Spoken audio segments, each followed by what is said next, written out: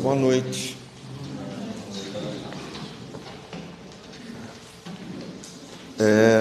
Pessoal, essa palestra eu já falei sobre esse tema, eu acho que há uns 3 anos atrás, alguma coisa assim, 2020. E eu trouxe ela de volta, porque é uma coisa que está muito em evidência hoje, né? Muito. Não que antes não estivesse, mas pós-pandemia, e principalmente na pandemia, isso se aflorou bastante. Então eu trouxe ela de volta para a gente conversar um pouco mais, né? Para a gente debater um pouco mais esse tema, tá? Então aqui a empatia tem a capacidade que possuímos de penetrar a personalidade alheia para obtermos uma previsão, uma antecipação, né? Uma avaliação a mais segura possível de suas reações. É amplo isso, né? É amplo. Se você falar, para eu ter uma previsão, uma antecipação, uma avaliação, e tudo depende daquilo que está acontecendo naquele momento, que você está com, às vezes, uma pessoa na sua frente, alguém que está precisando de alguma coisa, e essa coisa não precisa ser material, essa precisão pode ser uma palavra, um abraço, né? Um conforto, alguma coisa desse tipo. E como é que nós vamos conseguir fazer esse tipo como é que a gente vai ter essa ação, né? Para conseguir ver o outro, né? E ter uma avaliação segura da reação que a pessoa pode ter. Está claro para vocês isso? Né? Da reação, porque às vezes a pessoa não quer. Às vezes a pessoa não quer. Mesmo que você chegue, fale alguma coisa, está precisando de alguma coisa, posso fazer alguma coisa por você? Não quero. Deixa que eu estou bem. Então, ela esboçou uma reação em que eu, naquele momento, tenho que recuar. Mas se ela deixa, se ela me dá aquele espaço, então aí a gente continua a ação de ajudar aquela pessoa. A empatia, ela é do grego pathos, né? Que designa a qualidade que excita a emoção dentro da emoção.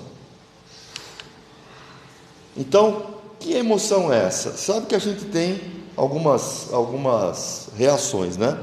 A gente encontra a gente simpática, que é uma união das emoções. A gente tem pessoas antipáticas, né?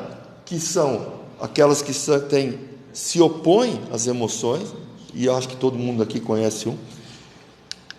E tem aquela que é apática, que não mostra nada.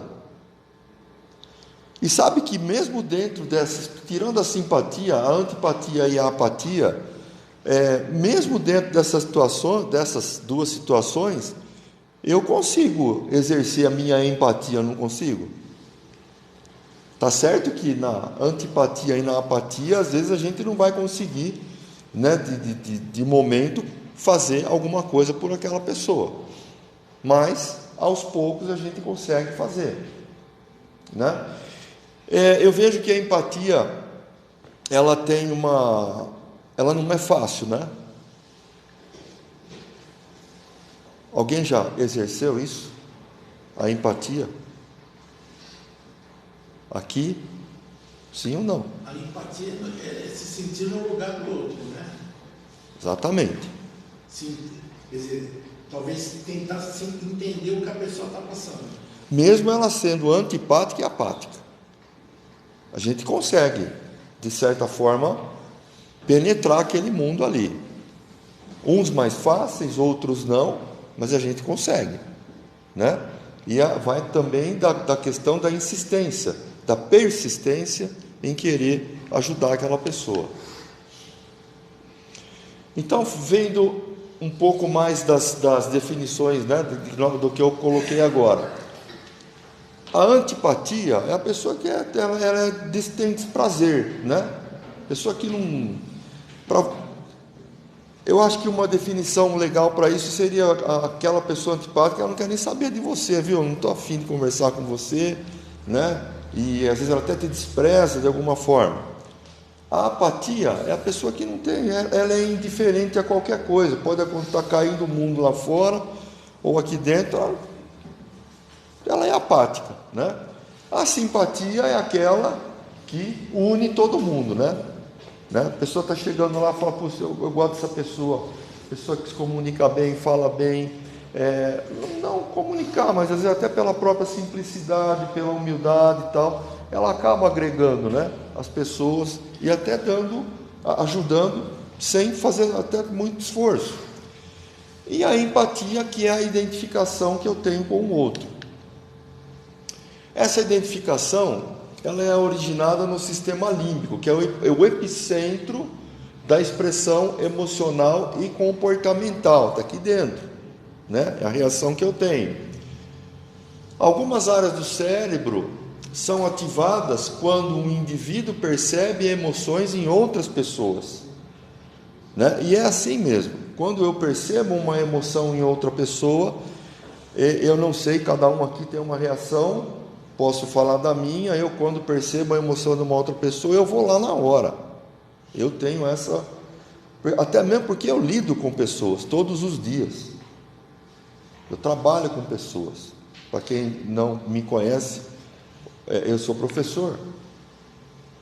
Então eu trabalho, coordeno uma parte de uma escola grande, com 2.000 alunos. Então eu exercito isso todo dia.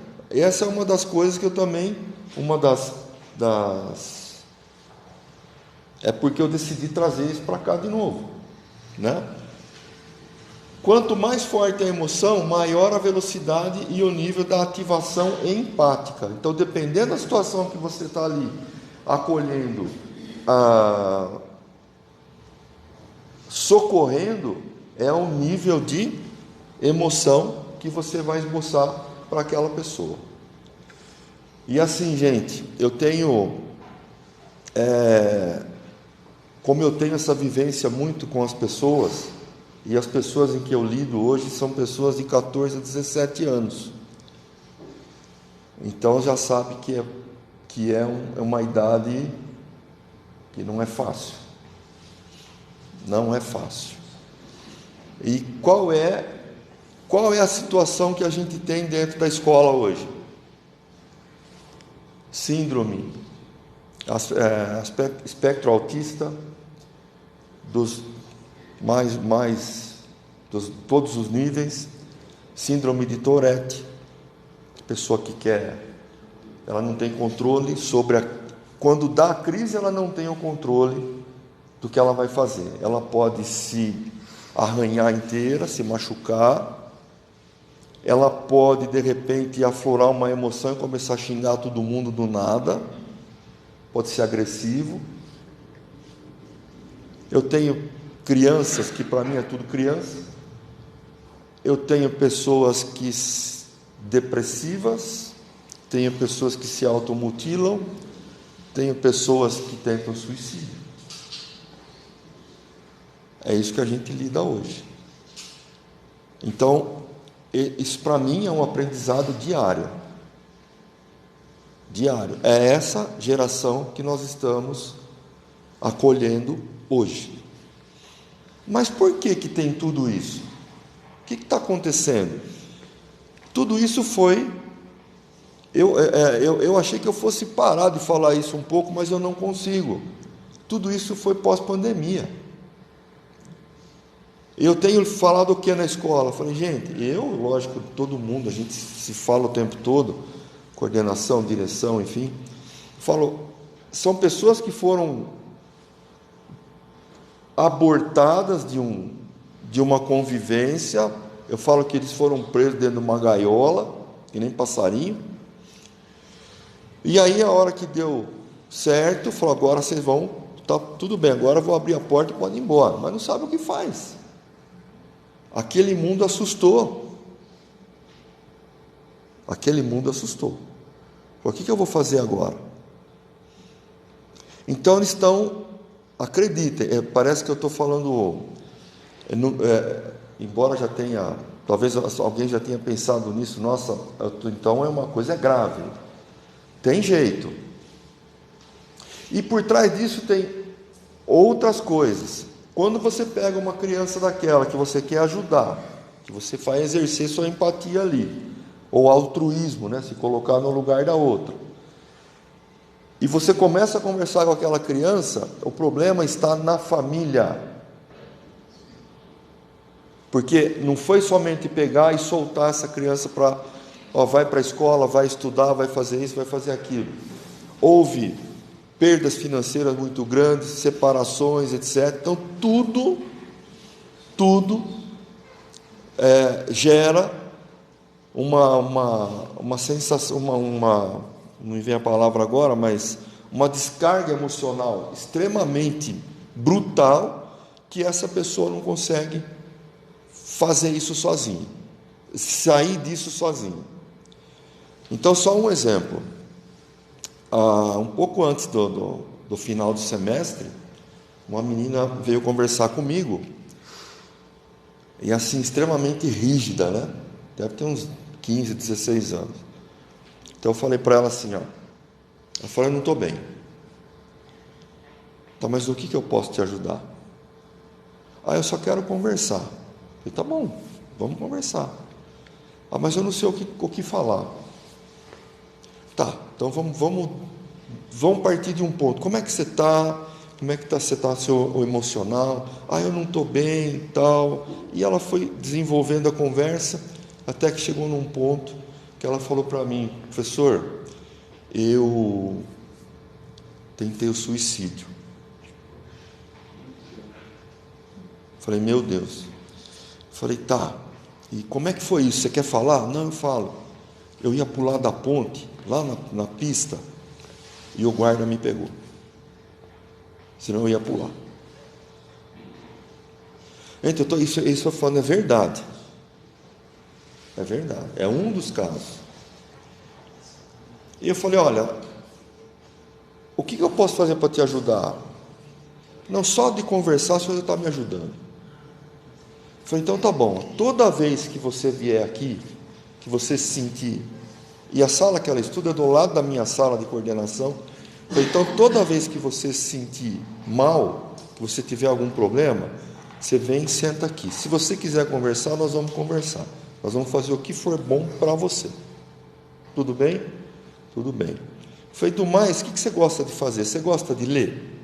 Eu gosto. Então vamos ler um livro que seja legal para você, para que você desvie o seu pensamento disso. Legal, acho que eu vou fazer isso. Tá bom. Foi na biblioteca. Passado uma semana, 2, encontrei com ela. Falei, você está bem, né?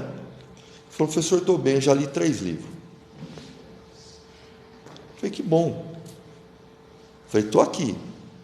Qualquer coisa eu estou aqui. Mas você vai prometer para mim que você nunca mais vai tentar esse tipo de coisa. Não, pode deixar. Isso já saiu da minha lista. Sei lá o que ela está pensando, né? Mas isso já saiu. Então, para mim, isso é uma forma de exercer a empatia. Entendeu?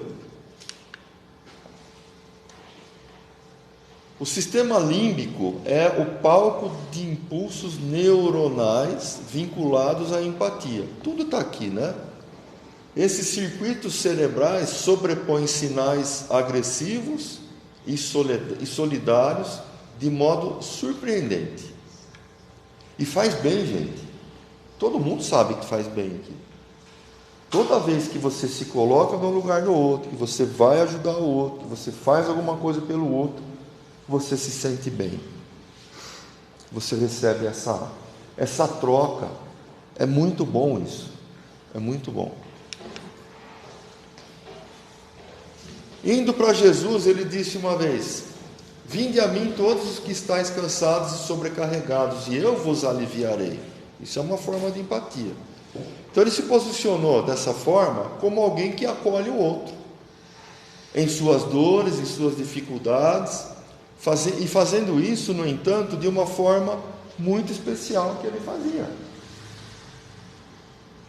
Né? Alguém que já teve a leitura ou da Bíblia ou das escritas espíritas aí, viu alguma coisa diferente disso? Que ele fez alguma coisa diferente disso? Não. Ele veio aqui nos ensinar isso. E nós temos que fazer isso, né? Seguir o exemplo dele. É isso que nós temos que fazer. Segundo os evangelhos, ele nunca desprezou quem quer que fosse. Sempre acolheu, entendeu, valorizou, consolou, encorajou todos aqueles que de alguma forma ou de outra solicitavam a sua atenção e ajuda. Também jamais puniu as criaturas em seus deslizes. Lembra aquela mulher adúltera que ia ser apedrejada? O que ele fez? Ele a julgou? Não. Ele acolheu. O que ele falou para as pessoas que queriam apedrejar?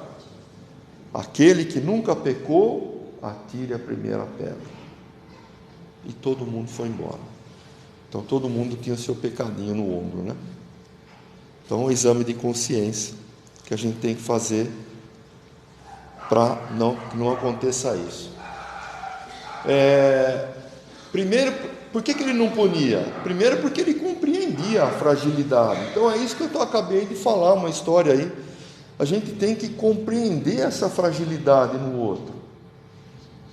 A partir do momento que eu compreendo aquela fragilidade, eu estou mais aberto, mais propício a ajudar essa pessoa a sair disso, né? Ele também jamais puniu as criaturas em seus deslizes. Primeiro, porque ele compreendia a fragilidade e a falibilidade inerentes à condição humana.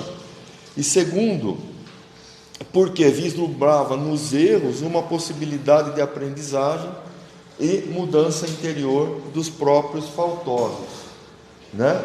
Quem aqui nunca errou, né? E quem aqui nunca aprendeu com seus erros? Eu falo isso em sala de aula. Eu falei, gente, aqui vocês têm obrigação de errar. Mas por quê? Foi porque aqui você pode errar. Lá fora não. Ainda mais a gente que ensina a parte de gestão de empresa, né? Contabilidade, essas coisas. Então, aqui você pode errar. Lá fora você perde o emprego. Então, vamos pensar nisso. Aí eu trouxe uma imagem, né? Aí ele teve pena deles e começou a lhes ensinar muitas coisas. Então, ele aí já fazendo o que todos nós devemos fazer, né? Ajudando as pessoas, acolhendo, vendo seus problemas, ajudando. Imagem bonita. A sua disposição para com os outros foi tão intensa e marcante que o Evangelho de Mateus registra como sendo essas as suas palavras: tomai sobre vós o meu jugo e aprendei de mim, porque sou manso e humilde de coração, e achareis descanso para as vossas almas. Porque o jugo é suave e o meu fardo é leve. O Salvador, Jesus, ele não tolera o pecado, mas oferece-nos o seu amor e perdoa-nos quando nós nos arrependemos. Tá? Então não é que eu vou ser tolerante com tudo, né? E desculpa se eu estou falando um pouco da minha vida pessoal, mas que é o que eu tenho de mais latente experiência agora, né? Lógico que tem outras também, mas essa geração que nós estamos vivendo hoje, eu já falei para eles, vocês tomem cuidado com as atitudes que vocês têm. Eles não nos escutam. É muito difícil. A luta é diária. E você, se a gente for punir com tudo que acontece, eu não tenho mais aluno na escola. Não tenho mais aluno na escola. É complicado. Você é professora também, foi? Tá. Ou foi? Não, Sou. Nessa faixa etária? todas. Todas. Não Mas tô, essa é mais... eu não estou falando coisa errada. Não, eu só discordo de uma coisinha só. Pode discordar. Foi antes da pandemia, antes. Isso não foi. A pandemia acabou de estragar, mas já vem estragando, isso já vem estragando. Sim, eu concordo com você, né? Mas assim, eu acho que a pandemia, eu acho que ela agravou. Sim. Ela agravou o problema. Claro. Mas Né? agravou para a gente também, né? Sim. Que somos adultos. Mas só que eu vejo assim, nós adultos, A gente tem uma compreensão diferente. a nossa educação foi outra. É muito diferente. É muito diferente. Por exemplo, quem cuidava da gente era o pai e a mãe. Hoje quem cuida é a escolinha e a avó. Por isso que está essa geração. Exatamente. Eu falo que tem. Escola, eles querem que a gente eduque os filhos deles, né? Eu falo que tem o antes e o depois. Talvez a minha fala soe uma fala machista, mas não é. Não. É assim, nos anos 90, foi quando o Brasil começou a abrir as portas para importar produto, para exportar produto, que abriu as portas para o mercado internacional. E diante de tudo isso, para resumir um pouco, tudo que entrava aqui concorria com a indústria nacional, e essa indústria nacional ela acabou sofrendo uma consequência enorme, enfim. E nessa época, até um pouco antes, a gente tinha a figura do pai, que é aquele que provia a casa, né? E a mãe cuidando dos filhos, que é o que você fala. E quando você falava assim, a hora que o seu pai chegar, eu vou contar para ele, você tremia na base, né? Pelo amor de Deus, não vai contar para o meu pai, não é assim? Então, daí para frente, o que aconteceu? Como aquele provedor, ele acabou ganhando muito menos, teve que trocar de emprego, então teve uma dança de cadeira, então a mãe saiu para ajudar. Aí virou para a escola, virou para a escolinha, virou para tudo, e menos aqueles, né? Infelizmente, aconteceu tudo isso. Eu concordo com você quando fala que isso começou antes, mas se agravou, e assim, nessa faixa etária que eu lido hoje, se agravou muito. Muito, porque os pais não sabem lidar com os filhos de casa. Não. Os pais não sabem o que os filhos fazem fora da escola, fora de casa, perdão. Não sabem. Infelizmente. Quando eu falo, estou generalizando, mas tem aqueles... a grande maioria. Eu sei disso. Dá para contar tanta história, mas eu não posso. Então, a sua disposição para com os outros foi tão intensa... Aqui já falei, perdão. Aqui vem outro, né? O que Jesus faz quando mendigos cegos imploram a sua ajuda? Ele vai lá e ajuda. Ele vai lá e ajuda. Esses dias falaram para mim assim, viu, por que você dá moeda no farol? Foi porque a pessoa está precisando. O que ele vai fazer, o que ele vai deixar de fazer, não sou eu que vou julgar isso. Não sou eu que vou fazer isso, né? E outra, é uma forma que eu tenho, eu tenho todas as moedinhas que eu pego no mercado e tal, ponho dentro do carro, aí chega lá para no farol, pessoal, estou vendendo balinha e tal, falou, não é a balinha, não quero, faz o que você quiser. Então não tem, a gente não tem que ter esse tipo de julgamento, vai lá e ajuda, de alguma forma, né? A exemplo do Cristo, quando o indivíduo deseja verdadeiramente socorrer o outro em seus embaraços e dificuldades, é necessário que adote uma postura de acolhimento e compreensão, né? Nunca de condenação, mas para que esse comportamento se torne viável, dentro das virtudes necessárias, é imprescindível deixar-se conduzir também pela empatia, né? Nós somos pessoas julgadoras. Na grande maioria das vezes, quando nós vemos uma pessoa, fala, isso aí não, esse não vai. Você conhece ele? Não, como é que você sabe? Ah, só pela aparência. Pela aparência não quer dizer nada, gente. Ah, do jeito. Não quer dizer nada. Vamos lá, vamos conhecer a pessoa. Vamos ver o que ela tem para oferecer, ou o que nós temos para oferecer para ela. Né? Mas não é dessa forma que acontece, né? Não vou. A gente tem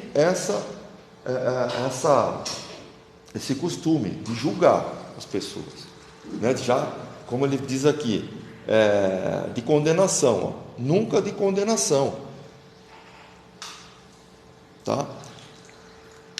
É o que eu falei há pouco. Se eu fosse como um dos coordenadores da escola, se eu fosse punir, condenar com suspensão, transferência de escola, tudo que acontece, já não tinha mais aluno na escola. Mas está grave, sim, infelizmente, né? A simpatia, né? O acolhimento, né? É isso que Jesus mostrava, sua simpatia, seu acolhimento, tá? Tem uma questão no Livro dos Espíritos que diz assim: pode-se induzir da influência dos órgãos uma relação entre o desenvolvimento dos órgãos cerebrais e o das faculdades morais e intelectuais? Aí a resposta: não confundais o efeito com a causa. O espírito tem sempre as faculdades que lhe são próprias, que a gente já vem com isso, né? Assim, não são os órgãos que lhe dão as faculdades. Então isso já está comigo, está no meu espírito, né? Mas as faculdades que impulsionam o desenvolvimento dos órgãos. Certo? Ficou claro isso? Tá? A pesquisa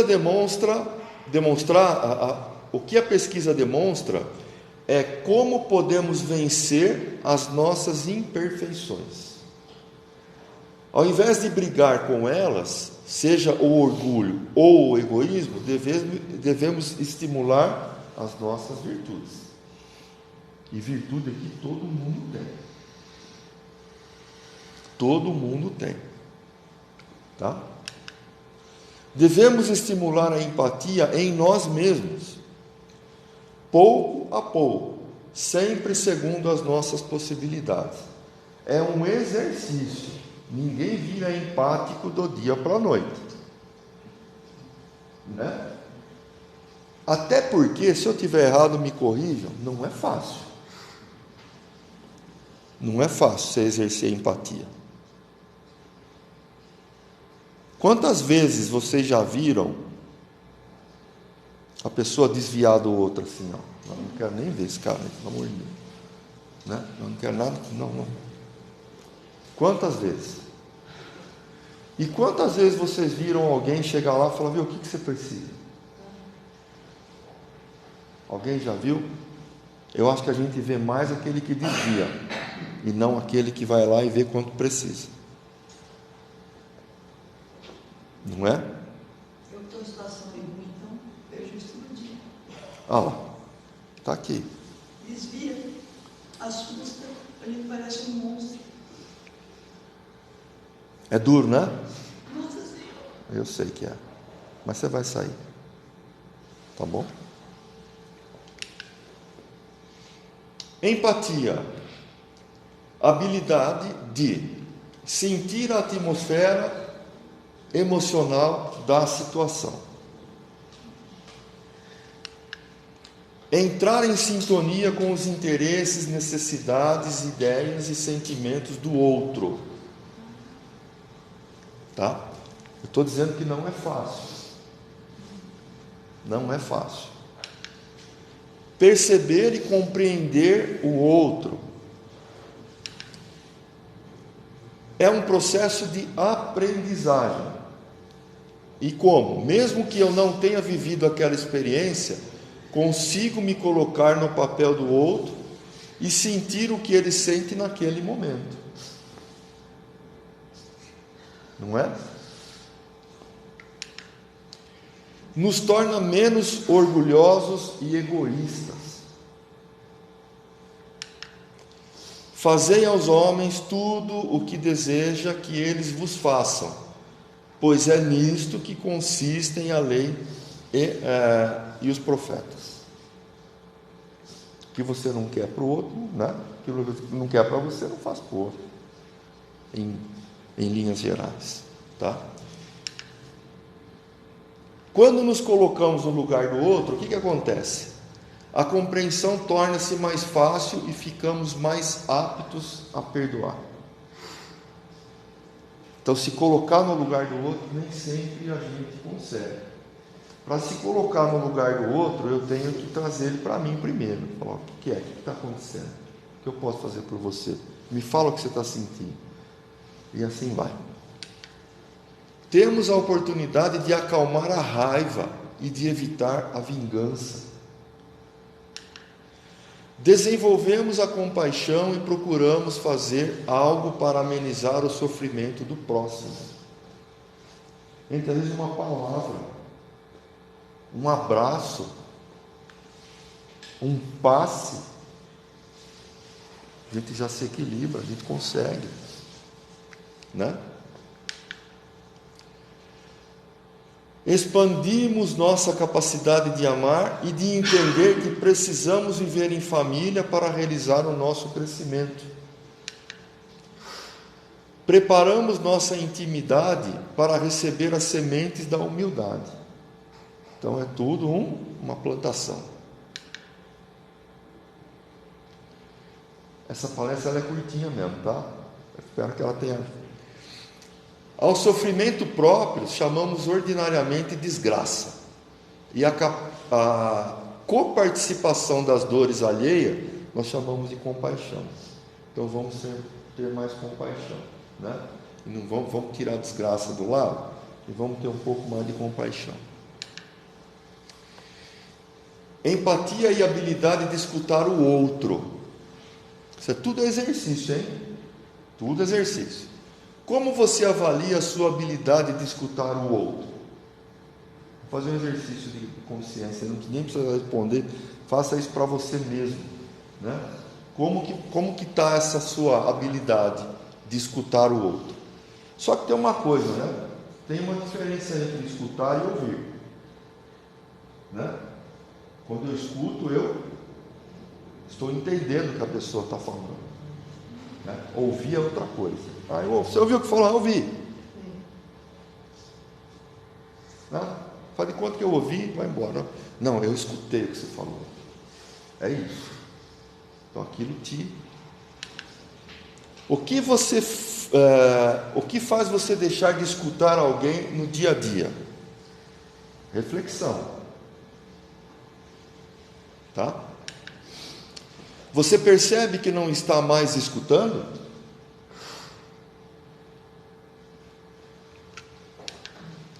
Você percebe quando uma pessoa deixa de escutar? Quando é com a gente, né? Você está lá falando.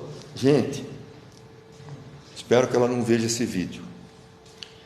Eu tenho uma pessoa na escola que ela quando você está conversando com ela está assim, ó. Estou escutando, pode falar. O que você falou mesmo? Não, você não me escutou. É o tempo todo. E não é mais jovenzinho, não. É da minha faixa etária já. Já não, né? Da minha faixa etária já. Mas esse ano eu entrei para a faixa sexagenária, né? Então ela é um ano mais velha que eu. Mas falo, peraí. E aí de repente, você está falando, ela já está em outra dimensão. Aí se você for perguntar para ela, o que eu falei para você? Eu estava vendo um negócio aqui, não consegui te escutar. Tá bom, a gente fala de novo. Escutar ativamente demonstra respeito, né? Então você compreende e não julga. Você valoriza, você tem apreço por aquela pessoa, né? E não indiferença. Você dá atenção, dá a sua disponibilidade para aquela pessoa e não o desinteresse. Você olha para a pessoa. Não tem coisa pior quando você está conversando com uma pessoa, ela não olha para você, olho no olho. Não tem coisa pior. Eu falar com você e olhar para você e a gente está se entendendo ali. Tem outra coisa que eu falo ainda. Quando eu vou conversar com uma pessoa, isso eu aprendi num curso de pedagogia que eu fiz, senta e fica no mesmo nível da pessoa. Porque quando eu falo com a pessoa, ela está sentada, eu estou em pé,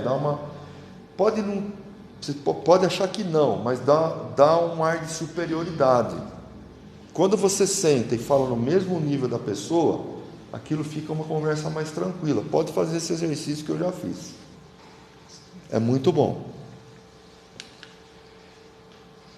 Como escutar ativamente? Mostrar o acompanhamento da mensagem. Sim, que bacana, que legal, você fez isso. Puxa vida, balançar a cabeça, fazer um gesto, né? Suspender julgamentos. Você está escutando a pessoa, não vai julgar a pessoa, né? E a gente é imediatista no julgamento. Então, o que eu vou fazer? Eu vou escutar o que ela tem para dizer e vou acolher aquela pessoa. Vou fazer o quê? Eu vou orientar aquela pessoa.